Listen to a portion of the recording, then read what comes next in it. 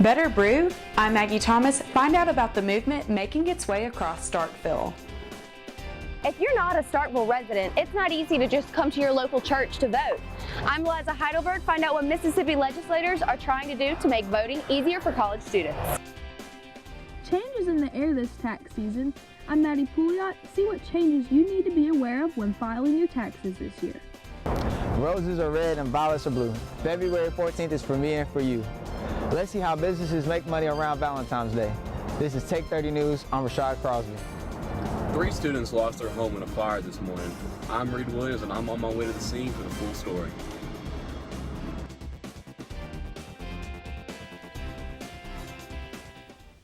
A smoky scene leaves nothing but debris as a group of college students lost their home. Good evening, I'm Megan Terry. And I'm Maggie Thomas. Take 30's Reed Williams joins us live in the studio to tell us what he saw in the aftermath of a local house fire. Reed, will you give us the details and tell us what investigators say has determined the cause of the fire? Maggie, luckily all 3 of the students who lived there made it out safely. When the house caught fire early Tuesday morning, it took firefighters about 2 to 3 hours to get the fire knocked down. The house was destroyed and the students lost everything, as well as their car. As for the cause, it is still unknown, but one of the residents believe it could be because of an electrical fire. The house on Mount Olive Road was home to 3 college students, one of them being David Roberts, a senior information technology services major at Mississippi State.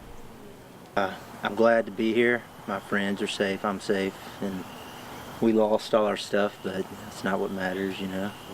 David said that once he escaped the fire, he ran to the neighbor's house for water and clothes. It was believed that the occupants did not have a working smoke alarm in the house. The first thing I heard was fire crackling in the other room, and I see smoke coming in my air vent. And I run outside, and I look to the left, and there's a fire. And fortunately, we're all in the back half of the house, and so I run in my roommate's room and start hollering and banging on the wall and wake him up, and we jump out the window. And my other roommate has a sliding glass door. He went out. It was pretty quick. It all happened really fast. I'm standing in what looks to be a storage room of sorts. Right here there's a bed frame. On the other side there is a burnt mattress. Right now I'm holding a burnt book that's all charred up. You can see a lawnmower, a workout bench. The place smells of smoke. There's even some things that are still partially on fire. It was fully involved. This structure also had a metal roof, which are real nice to have, but in the case of a fire, they don't ventilate and go straight up. They go laterally, and therefore it spreads the fire from one end of the house to another. Well, there's a lot of good people in Starkville that are hooking me up with clothes, a place to stay, so we're probably going to be working on that all day. Just trying to get a driver's license and a car rental because my car is totaled too. Just figure it out. The tenants did have a cat named Jeffrey, but thankfully Jeffrey has been found and reunited with the students. Maggie? Thanks, Reed. The students are now living in a temporary apartment. It appears that someone got more for breakfast at a local Waffle House. Last Saturday, police say that a man got into a fight and hit a pedestrian with his car at the Waffle House in Starkville. Police say 23-year-old Javante Harris then ran from officers when they tried to stop him, and eventually he hopped out of his car and tried to run on foot. The cops caught up with him, and Harris was charged with aggravated assault, domestic violence, and failure to stop a motor vehicle when officers had signaled. If you had trouble voting in the latest Mississippi runoff election, you're not alone. That's why Mississippi legislators are looking for a way to make this process easier for college students. Take 30 News' Eliza Heidelberg joins us live. Eliza, what are some lawmakers trying to do? This bill was created by Senator David Blunt of Hinds County. Although the bill died in committee, Senator Blunt defended his bill and said, quote, "We need to make sure every eligible Mississippian is able to vote. It is too difficult and sometimes impossible for college students to vote by absentee. If we really want our young people to vote in our elections, we need to change our laws." A new Mississippi absentee bill would eliminate the notarization process, making it much easier for students to vote. It would also allow college students to fill out a form once to automatically receive absentee ballots for future elections. Under current Mississippi law, in order to vote by absentee, you must request your ballot a number of weeks in advance. You must fill it out, get it notarized, and sent back in before the election begins. It's not as easy as going up to your local voting center or church. Daughter of Senator Blunt and out-of-state college student Susanna Blunt said it is important for students to continue voting in Mississippi. It's also good if people are staying invested in Mississippi, staying informed about Mississippi's issues, and really feeling like they have a future in Mississippi, and Mississippi wants them to participate. Opponents of this bill may say that the notary prevents voter fraud, and there was a much higher voter turnout in 2018 versus 2014. So they may ask why change a system that already works. Dr. Mary Avaki, assistant professor in American politics, said that changing the process may not be enough because students still need to be informed on how they can vote by absentee. Ideally, this bill would remove this process, but again, the challenge of informing the public is important because, again, college students are not aware. They live out of state. Many did not even know that they have to request an absentee ballot. Many thought that I can just go to the county where I am now and I can vote, but it's more complicated than that. So in addition to the reform, the information gap might still exist. So there have to be more active in informing voters on how exactly the process works. I'm Eliza Heidelberg with Take 30 News. Senator Blunt said that he will keep bringing this bill up until it is signed into law. Maggie? Thank you, Eliza. If you would like to read the entire bill, you can go to www.legislature.ms.gov. Joaquin Guzman, also known to many as El Chapo, was convicted on 10 counts Tuesday, according to the U.S. Department of Justice. Over the course of the 12-week trial, prosecutors provided evidence that Guzman had been involved in multiple criminal activities such as leader of the Sinaloa cartel, including drug trafficking, using violence to spread and maintain his power, and money laundering. Sentencing is scheduled for June 25th with a mandatory sentence of life of imprisonment. Rough roads. Some students are complaining about the safety of a busy road on Mississippi State's campus. That's right, and Take 30's Avery Devon reached out to an MSU spokesperson to see what the university is going to do about it. And those complaining may not like the response he got. When driving down Blackjack Road, cars and students often have to swerve around or dodge oncoming traffic just to avoid potholes like this. Personally, when I am on my way driving, it's crazy rough and rugged, and it's awful on my truck. They paved 12, but it'd be awesome if they could come in and pave the rest of Blackjack. That'd be cool too. You have to worry about if you're gonna hit a hole or maybe it's going something they could maybe miss a car, and you have to like swerve a little bit, and then you have to worry about, I don't want to get my car off the road, but I don't want to run into another driver that's driving across from me. While Blackjack Road has improved from Highway 12 to the roundabout in front of the Shell gas station, students are still worried about this side of Blackjack, specifically this intersection. Walking across it is another story. I really wish there was a crosswalk behind me. And I'm about to walk out and they don't slow down at all. And I have to stop when they should be yielding, and I could potentially be hit. It can be a little bit of a hindrance sometimes. I've seen kids get hit before, so it makes me a little nervous. My brother's almost been hit, some of my friends have almost been hit. It's really not cool. Walking is a risk, but sometimes it doesn't have to be. I tried to reach out to a Mississippi State representative to see what can be done about potholes and to keep drivers from swerving around on Blackjack Road. I've yet to hear a response back. Take 30 News, Avery Devon. Sid Salter, Chief Communications Director of Mississippi State, said that Mississippi State and Oktibbeha County were working together to improve Blackjack Road. He said he couldn't release full details at this moment. He originally agreed to do an interview on this topic for our story, but stopped answering our reporters' repeated phone calls. Valentine's Day means flowers, shopping, and lots of love going around. But there's a resource available to students that helps protect them from potentially unwanted things going around. Common, spring break when kids are out of school a lot, they're out doing various trips. Maybe they're at the beach, at the coast, where a lot of more opportunities to meet people exist. Maybe while you're in school. Now this is sort of anecdotal, but while you're in school, while you're studying a lot, maybe you don't have as much time to get out and meet people and get involved in other activities. So involved in the lab, and they can take a urine sample or blood sample, which only take a few minutes, 5-10 minutes, unless the biggest rate limiting step really would be the number of other patients in the clinic. So just to do the test, it's pretty quick. Some of the tests we'll have immediately within 24 hours, like an HIV test comes back pretty quick.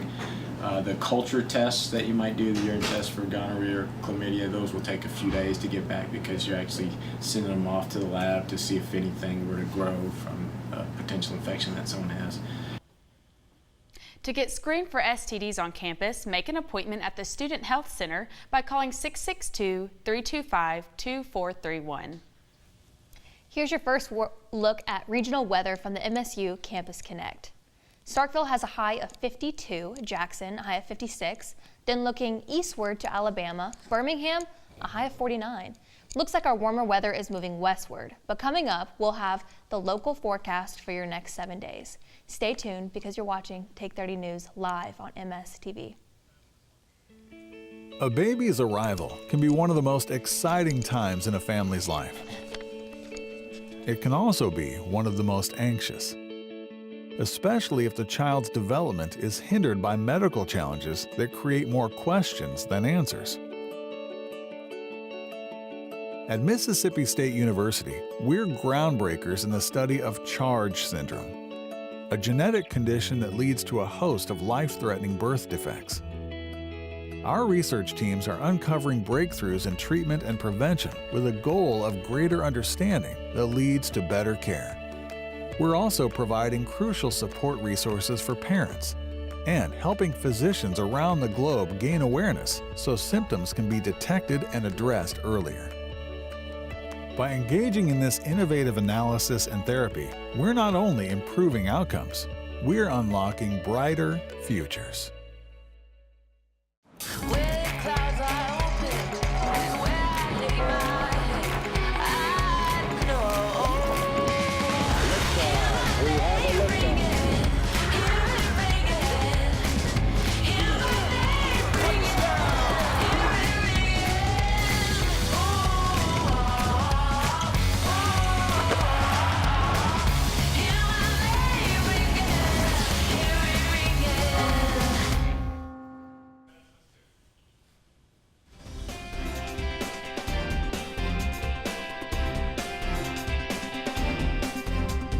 Welcome back. Tax season is here, and while you're probably in a hurry to get your money back, there are plenty of changes you need to pay attention to when going to file this season. Take 30's Maddie Pouliot is here to help us sort it all out. Maddie? The Tax Cuts and Jobs Act is having a huge effect on our taxes this year, including a brand new tax form. So I went out to see exactly what changes you needed to know. President Trump signed a tax bill in December 2017 with the most significant tax changes in the United States in more than 30 years. This meant lots of changes for personal and corporate taxes, with effects that are expected to really just start to show in this year's refunds. A lot of popular deductions were eliminated last year as a part of the Tax Cuts and Jobs Act, including work-related expenses, divorce, moving fees, theft losses, personal write-offs, and many more. One of the big things is the IRS did get rid of the deduction for a lot of unreimbursed business expenses. The other side of that is the IRS did significantly increase the standard deduction. So some of the things you could deduct have gone away, but kind of the standard deduction the IRS gives you without actually having expenses, they almost doubled it. So they're anticipating that 2/3 or 3/4 of taxpayers will owe less tax under the new law. According to the IRS, at least 150 individual tax returns will be filed this year. Other changes along with the deductions include new tax brackets and a new tax form that everyone will be seeing. There was a 1040-EZ, a 1040-A, and then a Form 1040. And what they've really done is they've gone to just one form called a 1040. That form is shorter than the original 1040, the 1040 we had, say, in 2017. And the new 1040 is basically half a page front, half a page back. So they've taken what used to be 3 different forms, condensed it down to one form. And as for getting your money back faster, the IRS strongly encourages you to submit your tax return electronically. They say this eliminates error and leads to faster refunds. To get help with everything you need to know for filing before the April 15th deadline, visit our Facebook page for a link to all those changes and filing tips. It's that time of year again to think about that someone special. But for many, it's a time to cash in on consumers who spend big bucks every Valentine's Day. Take 30's Rashad Crosby tells us just how much is spent for the holiday.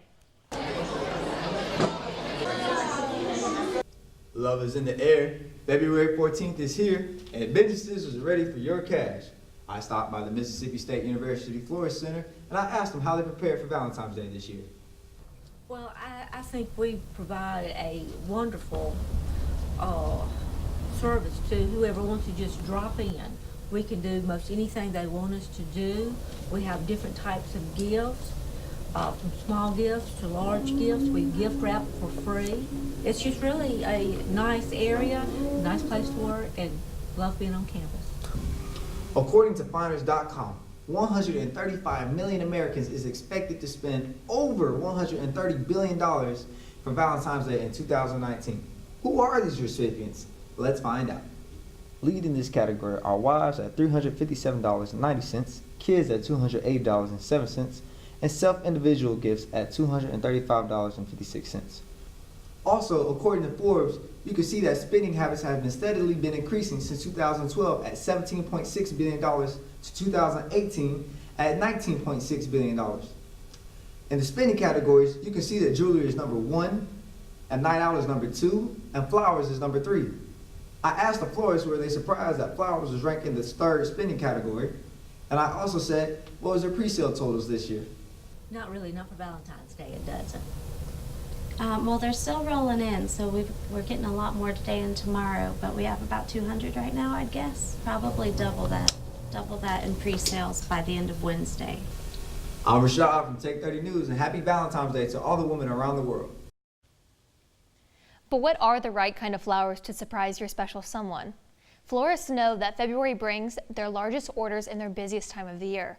From moving boxes to trimming down bouquets, everyone in shop is busy preparing and arranging for a month full of orders and shipments. With so many of these flowers to choose from on February 14th, Taylor says that a classic Valentine's Day flower is still the most popular. But even so, what flowers are ideal for your special someone? Number one by far, hugely, is roses. No matter what stage of a relationship you're in, you know you can't go wrong with roses. And so most guys kind of have that in their heads, and rather than going, oh, you know, we're dating or married for 5 years, so I'm going to give this, they know that she wants roses on Valentine's Day for the most part. Other flowers are popular on Valentine's Day, like lilies. Those are a really popular flower. Carnations used to be a big deal on Valentine's Day, and I have had a few people ask for some, but it's not as much in favor as it used to be. The different colors can have different meanings. So for example, a yellow rose, and not everybody means this when they buy it, but an example would be yellow rose means friendship. That's one that's kind of commonly known. A red rose is romantic love, whereas a pink might just be like maybe earlier in the relationship you might do pink, or for your daughter, not so much romantic love. But it's not a rule, really. I mean, parents buy kids red roses, husbands buy wives pink, white, yellow, you know. After this break, we'll show you a quick peek into your forecast. Don't go away. This is Take 30 News live on MSTV.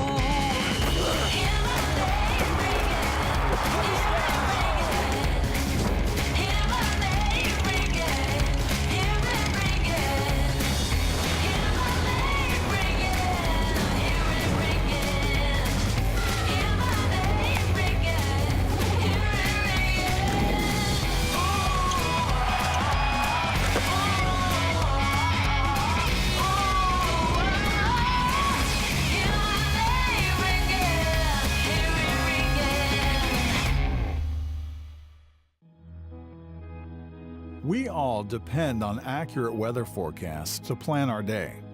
That's why Mississippi State University is teaching students to forecast the future using real-world news sets as classrooms, putting scientific discoveries in meteorology to the test, while honing on-air reporting skills real-time with local TV stations. And we do it so well that at any given moment across the country, 1 in 3 weather forecasts are being delivered by MSU-trained meteorologists who are helping people make crucial decisions that impact their safety, working to ensure business continuity, and in many cases, saving lives. Predicting the future? That's what we're preparing for every single day so that you can prepare for your day.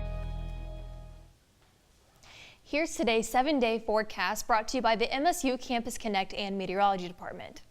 Tonight, we'll see temperatures drop to 52 degrees, but don't worry, because tomorrow we'll see the weekly high of 66 to get your weekend going, followed by slightly chillier temperature with 58 degrees on Saturday, 62 degrees on Sunday, 52 on Monday, and a high of 55 degrees next Tuesday. That goes along with the 70% chance of cloud coverage. So don't forget to bring a light jacket with you if you're out and about next week early on in Starkville. Fresh roasted coffee. It's a national trend that has made its way to Starkville. Local roasters say there are a few reasons it's a trend that's here to stay. 2 small businesses recently opened in Starkville, not only to provide fresh roasted coffee to the community, but also to address bigger issues. Blair Edwards, the roaster and owner of the People's Cup, says he was inspired to start his micro roastery after learning about injustices within the coffee industry. A lot of times the farmers don't get paid what their beans are obviously worth when they hit stateside and as soon as they're roasted.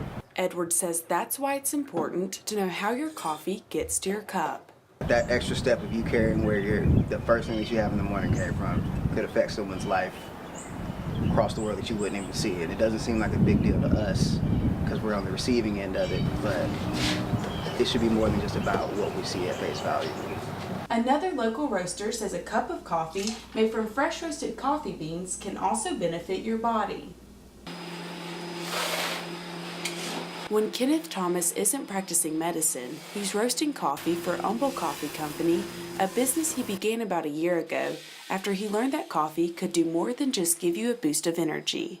I'm a physician here in town, and what I really liked about coffee was the health aspects of coffee, because a lot of people don't know, but a cup of coffee actually has the highest amount of antioxidants and anti-inflammatories of anything else you'll get in the day, period. Although Mississippi is located in what is known as a fresh coffee desert, local roasters have high hopes for the future of the state's coffee industry. I think that people will eventually appreciate coffee the way they appreciate wine, as far as looking at the qualities and, for me, the health benefits. So it is exciting to at least be on the front end of that wave as it comes through Mississippi. You can find out more about these companies' missions at thepeoplesroaster.com and humblecoffee.com. Baseball season is closer than ever. One of our viewers sent in these photos to us just in time for the MSU baseball team to play against Youngstown State this weekend for the MSU home opener, which is Friday, February 14th at 4 p.m. The Bulldogs returned some of their star players from last season that helped to lead the Bulldogs to Omaha. Players such as first-team SEC Jake Mangum and second-team SEC Tanner Allen look to lead the Bulldogs on another run, not only back to Omaha, but to a championship under their first-year head coach Chris Lemonis. Fans can look forward to seeing, of course, the game, but also a brand new stadium as well. Last week, we reported on the passage of Mississippi House Bill 366, also known as the Mississippi Broadband Enabling Act, which lifted a ban preventing Mississippi electric cooperatives from branching out into new ventures like internet services. Well, lawmakers thought this might compel Mississippi's member-owned cooperatives to bring high-speed internet to the most rural members. However, that's starting to look unlikely for some of rural Mississippi. Take 30's Casey Cox tells us more. Broadband internet service usually isn't available in rural Mississippi. Limited internet access has long frustrated many of those who live outside city limits. Mississippi House Bill 366 attempted to make Mississippi's dozens of electricity cooperatives seriously consider expanding into internet business. But that requires a massive amount of investment into establishing and maintaining a fiber optic network. We are studying it. We haven't made a decision. We have to look at every aspect of this before we make a decision. But we are doing our due diligence because at the end of the day, our job right now is to provide affordable, reliable power to our members. That's our job, right? So to bring broadband to someone's house, you have to do it basically like you do electricity. There's cable that has to be run basically like the power lines you see over my shoulder. And so that's thousands of miles of cable that has to be run. It's a very difficult position to be in, right? And people get the feeling that we were pushing this, that the co-ops, wanted to do this. The U.S. Department of Agriculture announced it was providing up to $600 million to assist in rural development projects across the country. Unfortunately, Turner says Fork County EPA's first feasibility study indicated it would cost as much as $120 million to bring broadband fiber internet to their 47,000 customers. Or it's going to take us forever. If you do it in little pieces, affordable pieces, again, the people who need it the most, that are way out there at the end of the line, they'll still be the last ones to get it. It'll be 15 years before we do it. And that's even assuming that there's not some sort of technological sea change like wireless. I'm Casey Cox for Take 30 News. Most co-ops are still reviewing how practical it would be to provide internet to these respective members. Thank you so much for joining us tonight on Take 30 News. I'm Megan Terry. And I'm Maggie Thomas. Good night.